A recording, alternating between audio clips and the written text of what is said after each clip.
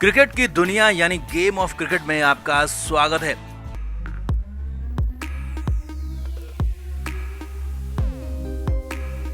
गाबा test के चौथे दिन एक बार फिर से वही हुआ जो पिछले दौरे पर हुआ था।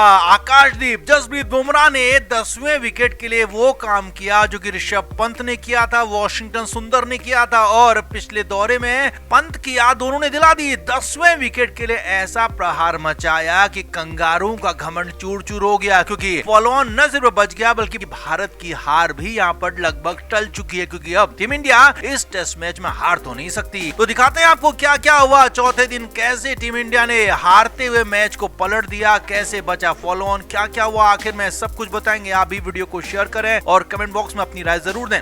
तो ब्रिस्बेन के चौथे दिन जब खेल शुरू हुआ तो कुछ देर रोहित शर्मा ने टिकने की कोशिश की, लेकिन रोहित एक बार फिर से ढेर हो गए, सिर्फ 10 ही रन बना पाए और यहीं पर भारत पर हार का खतरा मंडराने लगा था, क्योंकि सिर्फ 74 रन पर भारत का 5वां विकेट रोहित शर्मा के रूप में आउट हो गया था।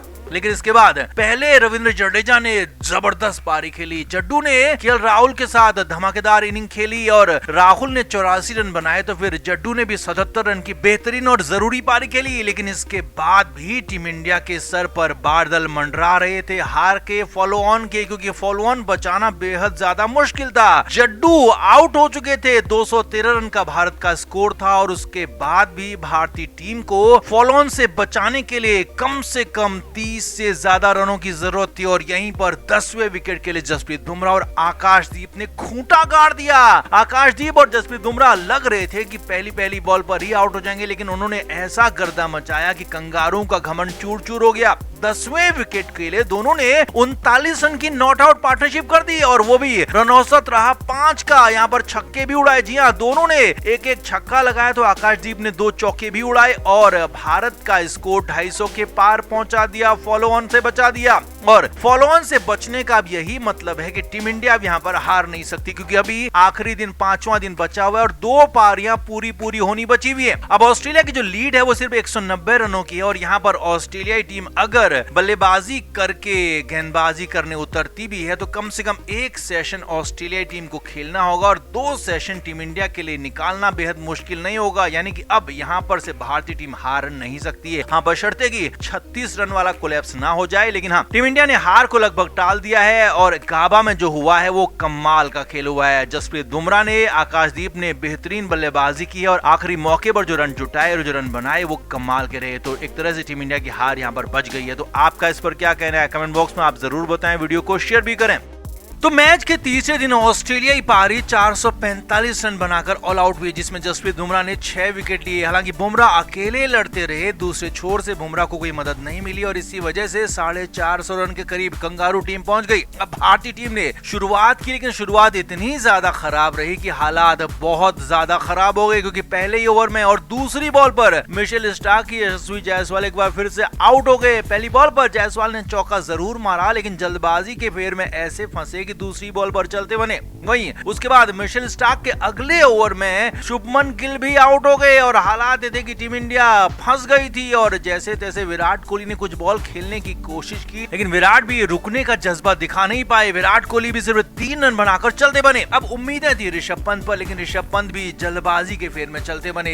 एलेक्स कैरी ने शानदार कैच पकड़ा पैट कमिंस की बॉल पर और ऋषभ पंत ने सिर्फ 9 रन बनाए। अब दूसरी तरफ से केएल राहुल स्टेडी बल्लेबाजी कर रहे थे, बिल्कुल ढंग से टिक कर खेल रहे थे, बेहद ज्यादा अनुशासन से खेल रहे थे, लेकिन बार बार बारिश आकर उनका ध्यान रोक रही थी, ध्यान बदल रही थी। अब इस बीच जब ऋषभ पंत आउट हुए तो केएल राहुल के साथ पहुंचे रोहित शर्मा। अब यहाँ पर लग रहा था, उम्मीद भी थी कि रोहित शर्मा भी बहुत ज्यादा टिक नहीं पाएंगे, क्योंकि तेज गेंदबाजों के आगे रोहित का फुटवर्क काम नहीं कर रहा है। रोहित आउट ऑफ फॉर्म है, ऊपर से बहुत ज्यादा प्रेशर में, लेकिन यहीं पर अचानक चमत्कार हो गया। जी हाँ, जब बारिश के बाद देर शाम मैच शुरू हुआ तो वहां पर ऑस्ट्रेलियाई तेज गेंदबाज बॉलिंग करने के लिए आगे आए। पहला ओवर तो मिशेल स्टार्क ने कर भी दिया, लेकिन इसके तुरंत बाद अंपायर ने पैट कमिंस को रोक दिया। जी हां, जोश हेजलवुड बॉलिंग करने के लिए, गेंदबाजी के लिए, रनअप के लिए पहुंच चुके थे, लेकिन अचानक अंपायर आए और तीनों ही तेज गेंदबाजों को बॉलिंग करने से ही रोक दिया, बैन लगा दिया। पैट कमिंस से कहा कि अब तेज गेंदबाजों से बॉलिंग नहीं कर सकते हो, तेज गेंदबाज यहाँ पर बॉलिंग अब बिल्कुल भी नहीं करेंगे, अब स्पिनर लगाओ या तो यहीं पर हम मैच खत्म कर देंगे। अब मजबूरी में पैट कमिंस क्या करते, स्पिनर को मौके पर झोंकना पड़ा। पहले ना नाथन लायन ने एक ओवर किया और उसके बाद ट्रेविस हेड ने भी एक ओवर किया और ये 2 ओवर टीम इंडिया के लिए संजीवनी बन गए, क्योंकि जिस पिच पर बॉल वैसे ही स्विंग हो रही थी तो वहां पर बारिश के बाद हालात और ज्यादा मुश्किल थे। तेज गेंदबाजों को खेलना लगभग नामुमकिन हो रहा था। तो वहीं पर भारतीय टीम को स्पिनर्स का पूरा मौका मिला। नाथन लायन और ट्रेविस हेड के ओवर में राहुल ने टिककर बल्लेबाजी की, रोहित को स्ट्राइक तक नहीं दिया क्योंकि रोहित शर्मा का फुटवर्क काम नहीं कर रहा था। तो यहीं पर टीम इंडिया ने एक तरह से मैच को बचा लिया। तीसरे दिन भारतीय टीम ने स्टंप्स पर बिल्कुल भी उसके बाद विकेट नहीं खोए और भारतीय टीम ने 51 रन बना लिए 4 विकेट के नुकसान पर। और राहुल ने न सिर्फ अपना विकेट बचाया बल्कि रोहित शर्मा का भी विकेट बचाया। और ये सब कुछ हुआ अंपायर के उस फैसले के बाद जिसमें तेज गेंदबाजों को अचानक से रोक दिया गया और इसकी वजह थी बैड लाइट। जी हाँ, बैड लाइट की वजह से अंपायर ने साफ कहा कि तेज गेंदबाज यहाँ पर बॉलिंग नहीं करेंगे, रोशनी कम है, चोट लग सकती है और इस वजह से तेज गेंदबाजों को बॉलिंग करने नहीं दी गई। और स्पिनर्स ने जब बॉलिंग की तो वहां पर भारतीय बल्लेबाजी टिक गई, चल गई और इसी वजह से तीसरे दिन कम से कम लाज बच गई। अब चौथे दिन भारतीय बल्लेबाजों को दमखम दिखाना होगा, रोहित शर्मा को, केएल राहुल को अपना जलवा दिखाना होगा, तभी ये मैच बच पाएगा, नहीं तो भारत की हार आगे तय हो सकती है अगर चौथे दिन टीम इंडिया जल्दी ढेर हो गई तो। हालांकि फिलहाल तीसरे दिन ये जो चमत्कार हुआ इसने टीम इंडिया को थोड़ी सी राहत जरूर दी है। तो आपका इस पर क्या कहना है कमेंट बॉक्स में आप जरूर बताएं, वीडियो को शेयर भी करें।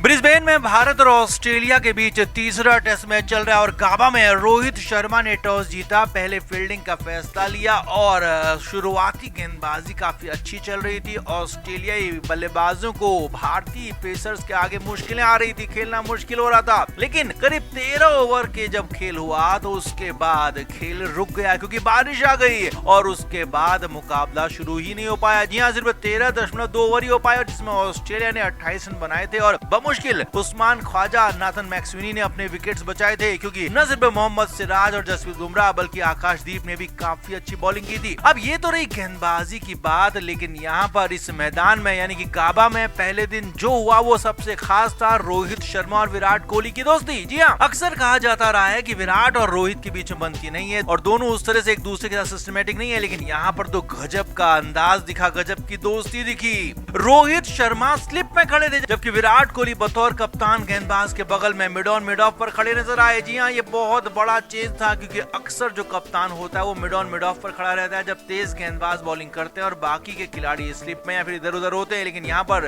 खुद रोहित शर्मा स्लिप में खड़े थे जहाँ पर विराट खड़े होते हैं और विराट कोहली खड़े थे बॉलर के बिल्कुल बगल में यानी कि मिड ऑन मिड ऑफ में और लगातार गेंदबाजों को इनपुट दे रहे थे, लगातार गेंदबाजों से विराट कोहली बात कर रहे थे और इन सब में रोहित शर्मा पूरी तरह से विराट का साथ दे रहे थे, विराट का समर्थन कर रहे थे। अब पिछले दिनों से रोहित शर्मा लगातार भयंकर दबाव में है, 3 टेस्ट में भारत में हारे, उसके बाद 1 टेस्ट में ऑस्ट्रेलिया में उनकी कप्तानी में हार चुके हैं। तो यहाँ पर उनकी कप्तानी पर बड़ा सवाल खड़ा हो रहा है। तो यहाँ पर विराट कोहली ने पूरा मोर्चा संभाल लिया, गाबा में हर तरफ विराट की यहाँ पर कप्तानी का नजारा देखने को मिला। विराट कोहली मोहम्मद सिराज को समझाते रहे थोड़ा सा आगे बॉलिंग करो, जसप्रीत बुमराह को बताते रहे कि कैसे बाहर बॉल निकालनी है और विराट का ये अंदाज सभी को पसंद आया। यहाँ तक कि कमेंट्री कर रहे हरभजन सिंह ने भी कहा कि विराट कोहली बिल्कुल ठीक कर रहे हैं और ठीक कह रहे हैं, सिराज को और बुमराह को आगे ही बॉलिंग करनी चाहिए, उसके बाद ही विकेट मिलेगा। क्रिकेट के हर नए अपडेट के लिए गेम ऑफ क्रिकेट को सब्सक्राइब करें और उसके बाद बेल आइकन को प्रेस करना ना भूलें ताकि सिर्फ आपको मिले गेम ऑफ क्रिकेट की हर खबर सबसे पहले।